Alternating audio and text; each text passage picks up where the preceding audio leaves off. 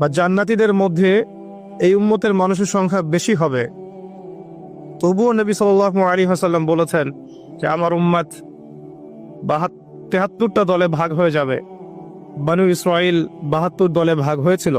ওয়াতাফতারিকু উম্মতি আলা 73 মিল্লা, আমার উম্মত 73টা দলে ভাগ হয়ে যাবে। কুল্লুহুম ফিন্নার, প্রত্যেকটা দলই যাবে জাহান্নামে, ইল্লা মিল্লাতান ওয়াহিদা, একটা মাত্র দল ছাড়া।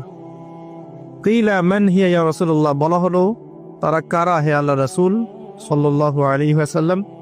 নবীজি বললেন মা আনা আলাইহি ওয়া আসহাবি, আমি যার উপরে আছি, আমার সাহাবীরা যার উপরে আছে। দুর্ভাগ্যজনক হচ্ছে ইসলামের নামে যত দলাদলি হয়েছে সবারই এই একটাই দলিল যে মা আনা আলাইহি ওয়া আসহাবি, আমি যার উপরে আছি, আমার সাহাবীরা যার উপরে আছে। সবাই দাবি করে, আমরা তাই করছি। কেন বেশিরভাগ মানুষ জাহান্নামে যাবে?